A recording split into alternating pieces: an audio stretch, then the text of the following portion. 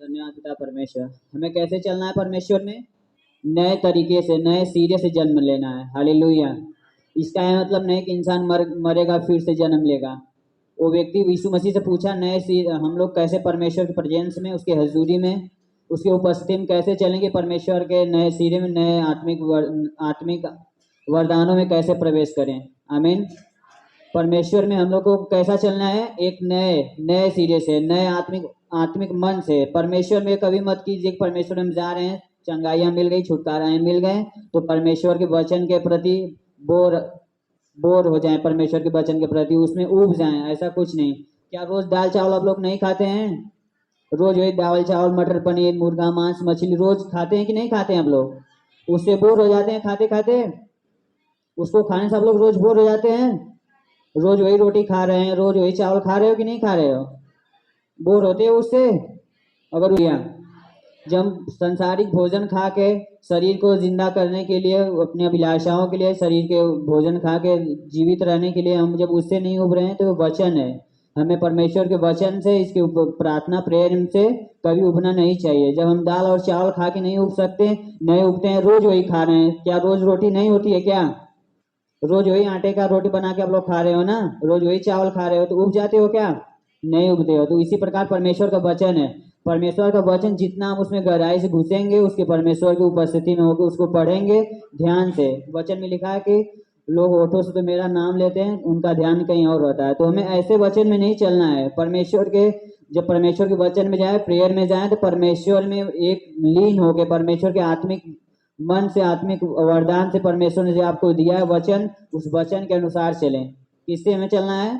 आत्मिक मन से परमेश्वर, एक नए सिरे से। वचन बता रही है जब तक नए सिरे से जन्म न ले परमेश्वर के राज्य को नहीं देख सकता। अब परमेश्वर के राज्य को कौन नहीं देख सकता? हालेलुया। परमेश्वर के राज्य में जो शरीर के संसार में रहेगा, शरीर के काम करेगा, उसके अनुसार चलेगा, तो परमेश्वर के राज्य को देख सकता है? नहीं देख सकता है। जो वचन में होकर परमेश्वर की पवित्र आत्माओं में, उसके वचन में, उसके प्रेजेंस में खुदा के, उसके हजूरी में होके चलेगा, उसके वचन में जीवित, अपने परमेश्वर का वचन करे तुम अपने आप को जीविता मुझे दो। कैसा दो? अपने आप को जीवित मुझे दो। इसका मतलब नहीं कि शरीर के अभिलाषा में जीवित, मतलब अपने आप को संसार के कार्य से पवित्र बन के, अपने आप को बुराई से मार के, विचार से मार के, संसार के लोभ से, संसार के काम से, संसारिक रीति से उसे त्याग के संसार के पवित्र आत्मा, यानी पवित्र को परमेश्वर कह रहा है, परमेश्वर वचन बता रही अपने आप को जीविता परमेश्वर को दो। हालेलुया।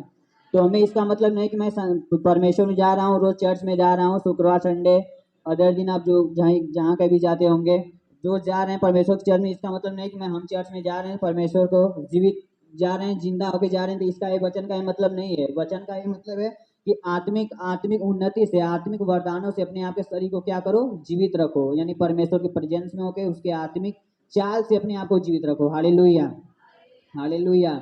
यदि हम शरीर में, परमेश्वर के शरीर, अपने आप को शरीर में होकर संसार के कार्यों में फंसा के अपने आप को परमेश्वर को देंगे, इसका कोई प्रतिफल आपको नहीं मिलेगा। हालेलुया। अगर हम परमेश्वर के वचन में होकर, उसके सामर्थ्य में बनकर, परमेश्वर के वचन के अनुसार चलकर अपने आप को जीवता परमेश्वर को, बुराई को त्याग कर पवित्र आत्मा के द्वारा, पवित्र परमेश्वर के वचन के चलाए हुए चलेंगे, तब हमारे परमेश्वर से हमसे क्या होगा? हम नए सिरे से जन्म लेंगे। हालेलुया। धन्यवाद प्रभु यीशु, धन्यवाद पिता परमेश्वर। हमें खुदा के हजूरी में होकर उसके वचन में चल के परमेश्वर को क्या करना है? हमें जीवता देना है।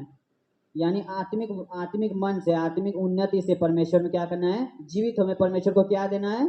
अपने शरीर को, अपनी आत्माओं को क्या करना है? देना है। शरीर की इच्छाओं को मार दो। शरीर की इच्छाएं, बेविचार, पूरे पाप, झूठ, गाली, ईर्ष्या, निंदा, हर एक पड़ोसी के प्रति बैर। परमेश्वर क्या कहा? अपने पड़ोसी से प्रेम रख। जब तक उसके अंदर परमेश्वर का वचन नहीं बना रहेगा, वो अपने पड़ोसी से प्रेम कर सकता है? नहीं कर सकता है। हालेलुया। धन्यवाद प्रभु यीशु। जब हम परमेश्वर के वचन में होकर चलेंगे, उसके हजूरी में, पवित्र आत्मा में होकर चलेंगे, तब परमेश्वर हमारे अंदर क्या करेगा? एक नया जन्म मिलेगा। परमेश्वर की नई आत्माएं हमारे अंदर क्या करेंगी? उत्पन्न होगी, जागृति होगी। Hallelujah, hallelujah. हजूरी में, परमेश्वर के प्रेजेंस में, उसकी उपस्थिति में आत्मा के प्रति हमें चलना। तो इसको कहा जाता है नई सिरे से जन्म लेना। Hallelujah, hallelujah. हमें कैसे जन्म लेना है? बोलो आत्मिक वरदान से जन्म लेना है। बोलो आत्मिक वरदान से जन्म लेना है।